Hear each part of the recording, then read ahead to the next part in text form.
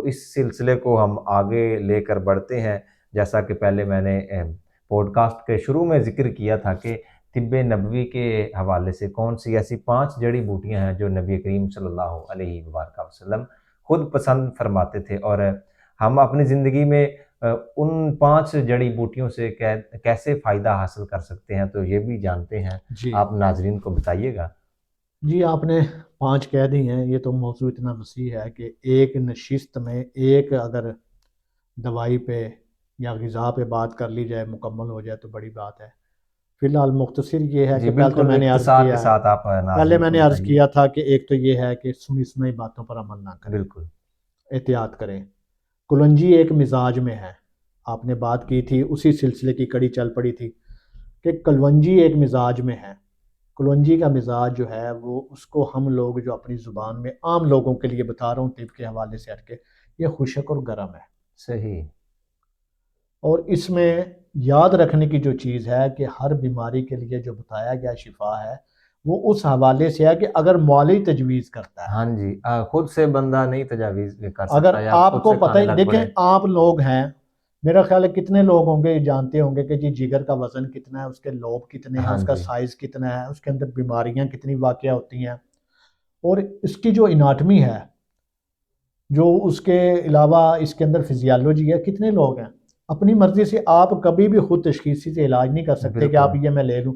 وہ ممکن ہے کہ آپ کے جگر میں جو پرابلم آ رہی ہے، ہائپوٹوما بن رہا ہے یا کوئی جگر میں پھوڑا بن رہا ہے یا جگر سروسس ہو رہا ہے یا آپ مسائل ہیں، تو آپ سمجھتے ہیں جی اللہ کے نبی نے بتایا جی آپ نے آنکھیں بند کی اٹھا لیا۔ نہیں، ایسے نہیں ہے۔ عقلی سوچ اور بصارت کے مطابق طبیب آپ کو ایڈوائز کرے تو پھر لیں۔ بالکل ویسے تو میں اپنے حاضرین و ناظرین سے یہ عرض کرتا چلوں کہ اللہ کے نبی صلی اللہ علیہ وسلم نے جو بھی استعمال کیا ہے وہ سنت ہے، اور اس کے مطابق جو حکم دیا ہے وہ تو بس سنت عین ہو گئی۔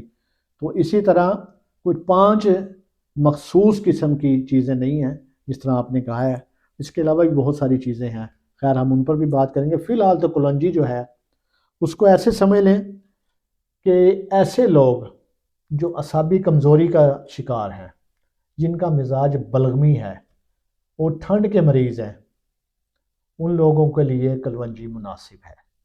وہ لوگ اس کو مفرد طور پہ استعمال کر سکتے ہیں، لیکن مرکب صورت میں اپنے طور پہ کمبینیشن مت بنائیں، کیونکہ آپ نہیں جانتے کہ یہ کمبینیشن بنانے سے کیا ہوگا۔ ہاں جی ابھی تو شکر یہ ہے کہ لوگوں کو کچھ عقل ہے، ورنہ یہ تو ہو سکتا ہے کہ 1 پاؤ چینی میں 1 پاؤ سرخ مرچیں ملا کر کسی کو دے دیں۔ اب مرچ اور چینی جو اب ان کا مرکب نہیں ہے، وہ کہہ دیتے ہیں شفا ہے جی، بات جی ایسے نہیں ہے۔ اس لیے سب سے اہم جو چیز ہے وہ مہارت ہے، ایکسپرٹ ہونا ضروری ہے۔ اس کے ساتھ ساتھ آپ جن لوگوں کے پاس جاتے ہیں، معالجین سے کوئی بھی چیز لینی ہے آپ ان سے مشورہ کریں، اس کے بعد مزاج چیک کروائیں، پھر استعمال کریں۔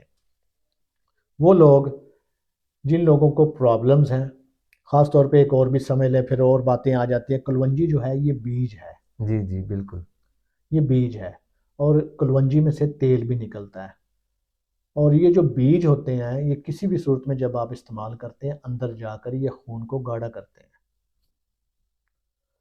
صحیح۔ ٹھیک ہے، یہ چاہے اب 6 مزاج ہیں عام طور پر پائے جاتے ہیں، قانون مفردہ ہماری اس میں رہنمائی کرتا ہے۔ تو ایک مزاج کا میں نے ذکر کیا کہ کلونجی جو ہے خشک اور گرم ہے، تو اس کا جو مزاج ہے اور یہ بیج ہے۔ اس مزاج کی کوئی دوسری چیزیں ہیں، اگر وہ بیج نہیں ہیں، پتے ہیں، چھال ہے یا اس کے پھول ہیں، تو وہ اس طرح خون کو گاڑھا نہیں کرتے جس طرح کے کیفیات کے لحاظ سے یا مزاج کے حوالے سے وہ خون کو گاڑھا کرتے ہیں۔ کلونجی جو ہے یہ حرارت طبعی پیدا کرتی ہے، قوت حیات پیدا کرتی ہے، جسم میں قوت مدافعت پیدا کرتی ہے، مسکولر ٹیشو کو فائدہ دیتی ہے، بھوک لگاتی ہے، نزلہ زکام ٹھیک کرتی ہے۔ اسی طرح اس کو آپ کعوے کی صورت میں لے سکتے ہیں، پھکی کی صورت میں لے سکتے ہیں۔